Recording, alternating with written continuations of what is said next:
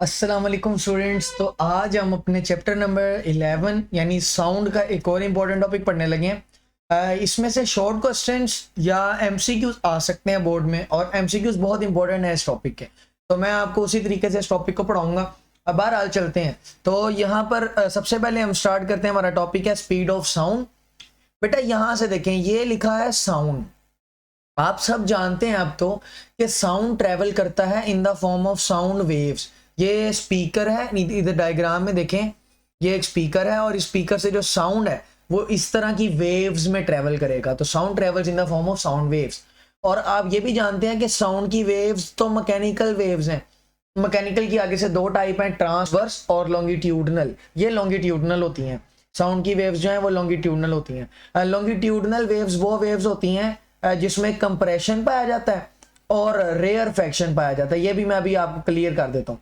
पहले ना इधर एक बात समझें कि जो साउंड है वो साउंड वेव की फॉर्म में ट्रेवल करता है, और साउंड वेव मैकेनिकल वेव है। साउंड वेव कौन सी वेव है? और मैकेनिकल वेव तो वो वेव होती है विच रिक्वायर अ मीडियम। ये ऐसी वेव है जिसको गुजरने के लिए मीडियम की जरूरत होती है। अब क्योंकि साउंड वेव को गुजरने के लिए मीडियम की जरूरत होती है, मीडियम की जरूरत है, इसका मतलब कि स्पीड ऑफ साउंड को मीडियम अफेक्ट करेगा। स्पीड ऑफ साउंड मीडियम पर डिपेंड करेगी। और ये बात मैंने यहां पर इस सूरत में लिखी है कि speed of sound depends on the nature of medium. Speed of sound nature of medium पर डिपेंड करती है। ये भी एक एमसीक्यू है, और ऊपर जितनी बातें मैंने बताई एमसीक्यू में आ सकती हैं। अब सुनना बेटा, एक कॉन्सेप्ट होता है स्पेस, खला। खला का मतलब है, स्पेस का मतलब है वहां पर हवा मौजूद नहीं है। There is no air. Space में कोई हवा मौजूद नहीं है, एयर नहीं है, खाली जगह है, कोई मीडियम ही नहीं है। No air, no air. अगली बात लिखो ना, नो मीडियम। स्पेस में कोई मीडियम ही नहीं है। अब साउंड को तो क्या चाहिए? मीडियम। साउंड रिक्वायर है मीडियम ना, साउंड को तो मीडियम चाहिए, साउंड को मीडियम चाहिए। लेकिन यहां पर तो मीडियम नहीं है। साउंड वेव रिक्वायर है मीडियम, लेकिन यहां पर तो मीडियम नहीं है। अब मीडियम नहीं है तो क्या साउंड की वेव ट्रेवल करेगी? तो सिंपल सी बात है कि साउंड कैन नॉट ट्रेवल। फिर इस सूरत में साउंड ट्रेवल नहीं कर सकता।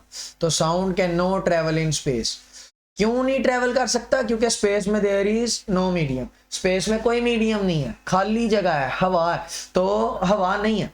तो यहां पर मैं कहूंगा कि साउंड ट्रेवल नहीं कर सकता। फिर मैं ऐसा कह सकता हूं कि speed of sound in vacuum या स्पेस, स्पेस में स्पीड ऑफ साउंड किसके बराबर होती है? जीरो के बराबर होती है। ठीक है जी। तो ये बात आप लोगों ने याद रखनी है कि स्पेस में स्पीड ऑफ साउंड बराबर होती है जीरो के।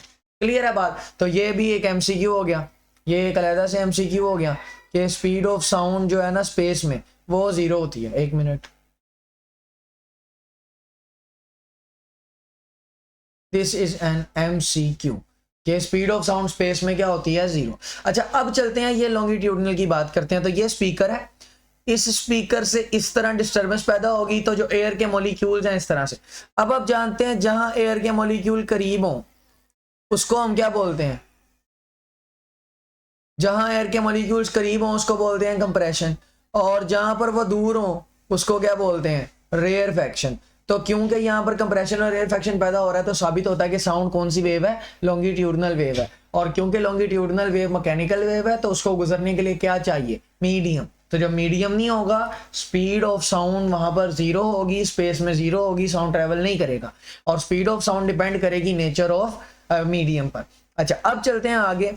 अब आपके पास मीडियम तीन तरह के हो सकते हैं। आपके पास मीडियम हो सकता है सॉलिड हो सकता है लिक्विड और हो सकता है क्या हो? गैस। जो सॉलिड्स है ना उसमें स्पीड ऑफ साउंड सबसे फास्ट होती है। इस साइड पर जो भी लिखा होगा ना वो होगा मोस्ट फास्ट, और इस साइड पर सर्कल में जो भी लिखा होगा दैट इज मोस्ट स्लो। तो speed of sound in solid greater होती है, बड़ी होती है then the speed of sound in liquids. यानी सॉलिड में स्पीड ऑफ साउंड बहुत ज्यादा होती है, सॉलिड में साउंड बड़ा तेज ट्रेवल करता है, और लिक्विड्स में साउंड बड़ा स्लो ट्रेवल करता है, और उससे भी स्लो किसमें ट्रेवल करता है? गैसेस में। तो ये मोस्ट फास्ट से मोस्ट स्लो। ठीक है जी। तो स्पीड ऑफ साउंड सबसे ज्यादा सॉलिड्स में, उससे कम लिक्विड्स में, और उससे कम गैसेस में। सबसे तेज साउंड की स्पीड है सॉलिड में, उससे स्लो लिक्विड में, और सबसे स्लो गैसेस में। इस बात का मैं ना आपको प्रूफ देना चाहता हूं कि ऐसा है भी या नहीं। तो जरा देखते हैं। अगर आप यहां पर गौर करें, इस डायग्राम में इस टेबल पर गौर करें 11.1, तो ये ऊपर ये वाला जितना भी मीडियम है ना सारा, ये स्पीड लिखी है गैसेस में, ठीक है। ये वाली स्पीड लिखी है लिक्विड में, और ये वाली स्पीड किस में लिखी है, सॉलिड्स में। अब आप स्पीड जरा चेक करें, इधर लिखी है 331, 346, 386, 1290, 317, 972। कोई भी 1500 से ऊपर नहीं है, सब नीचे है। मैंने कहा गैसेस में सबसे स्लो होती है, गैसेस में स्लोएस्ट है, सबसे स्लो है स्पीड ऑफ साउंड। अच्छा, फिर आते हैं लिक्विड्स में। लिक्विड्स में स्पीड ऑफ साउंड है मीडियम, गैसेस से ज्यादा होती है। तो गैस इधर देख लो 1400 और 1500, गैसेस सारियों से ज्यादा है। और सबसे ज्यादा किसमें होती है, तो आप जानते हैं सबसे ज्यादा सॉलिड्स में होती है। तो यहाँ पर 2000, 6000, 4706, ये सारी सबसे ज्यादा है। तो यहां से पता चलता है, यहां पर मैं लिख रहा हूं कि speed of sound in solids सबसे ज्यादा होती है, उससे कम होती है लिक्विड में, और उससे कम होती है गैस में। तो ये बात आप लोगों ने याद रखनी है, ठीक है जी। तो ये हो गया स्पीड ऑफ साउंड। अब इसमें ये एक एमसीक्यू मैंने हाईलाइट किया है। In general speed of sound in a liquid is 5 times that in larger in gases. तो जो लिक्विड में स्पीड है ना, वो 5 गुना बड़ी है। अब मैं इधर लिख देता हूं 5 टाइम्स लार्ज है, 5 टाइम्स लार्ज है लिक्विड में स्पीड, 5 टाइम लार्ज है किसके कंपैरिजन में, गैस के कंपैरिजन में, ठीक है जी। तो ये एमसीक्यू। और speed of sound in solid is about 15 times that in gases. और अगर मैं सॉलिड की बात करूं तो स्पीड जो सॉलिड में है वो 15 गुना बड़ी है, 15 टाइम्स लार्ज है किसकी निस्बत, गैस की निस्बत। तो गैसेस में जो लिक्विड में सॉलिड की लिक्विड में स्पीड होती है ना, वो गैसेस की निस्बत 5 गुना ज्यादा है, और जो सॉलिड में होती है वो गैसेस की निस्बत 15 गुना ज्यादा। अच्छा, अब क्योंकि साउंड एक वेव है, और उसकी वेलोसिटी फाइंड करने के लिए हम इस्तेमाल करेंगे वेव इक्वेशन। इस इक्वेशन का नाम है वेव इक्वेशन, जो कि होती है v equals to f lambda. ये स्पीड ऑफ साउंड फाइंड करने का फार्मूला है। अच्छा, बहरहाल वापस आते हैं अपने टॉपिक पे। यहां पर अगर आप गौर करें, एक और बात मैं ना आपको यहां पर समझाना चाहता हूं। यहां पर ये बात बड़ी इंपॉर्टेंट है, कहता है जी speed of sound also depends on temperature.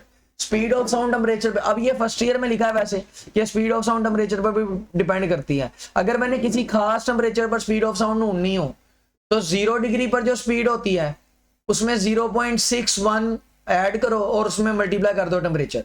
ये फार्मूला मैं ये आपने याद नहीं करना, मैं आपको वैसे ही बता रहा हूं कि ये फार्मूला है speed of sound in temperature. यहां से पता चलता है कि speed of sound also depends on temperature. अगर टेम्परेचर चेंज हो जाएगा तो आपके जो साउंड की स्पीड है वो भी क्या हो रहेगी, चेंज। मिसाल के तौर पर मैं ना आपको यहां से एग्जांपल से समझाता हूं। ये speed of sound in air मैंने लिखी है 331 मीटर पर सेकंड तब होगी जब टेम्परेचर 0 डिग्री होगा। जब टेम्परेचर 0 डिग्री होगा स्पीड कितनी होगी। अब मैंने टेम्परेचर बढ़ा के ना कर दिया 21 डिग्री सेल्सियस, तो देखो टेम्परेचर चेंज हो गया तो स्पीड भी कितनी हो गई 343। फिर ना मैंने टेम्परेचर बढ़ाकर रूम टेम्परेचर कर दिया 25 डिग्री सेल्सियस। ये रूम टेम्परेचर है, this is the room temperature. तो अगर पेपर में एमसीक्यू आया कि रूम टेम्परेचर पर स्पीड ऑफ साउंड कितनी होती है, तो ये लिख देना।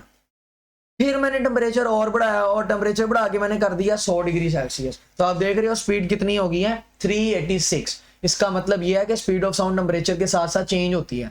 अगर मैं टेम्परेचर इस तरह से चेंज करता जाऊं तो स्पीड ऑफ साउंड भी क्या होती रहेगी, चेंज। और ये सारे बोर्ड में एमसीक्यू आ चुके हैं, तो ये सारी स्पीड्स आपको 4 टेम्परेचर पर कम से कम एयर की याद होनी चाहिए। 0 डिग्री पर 331, 21 पर बढ़ के 343, 25 पर 346, और 100 डिग्री सेल्सियस 100 डिग्री सेल्सियस पानी का बॉइलिंग पॉइंट भी होता है। तो ये एमसीक्यू ऐसे भी आ सकता है कि पानी के बॉइलिंग पॉइंट पर कितनी होती है, तो 346। हाँ जी, समझ आ गई है बात।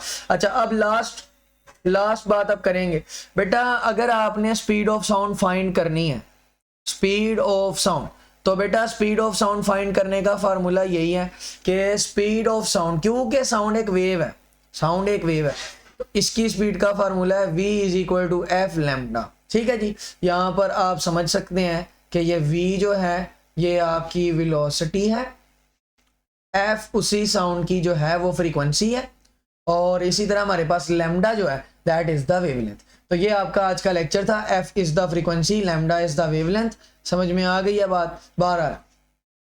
तो ये सारा आज का टॉपिक था जिसमें ज्यादातर एमसीक्यूज आपने पढ़ने थे। आज के लेक्चर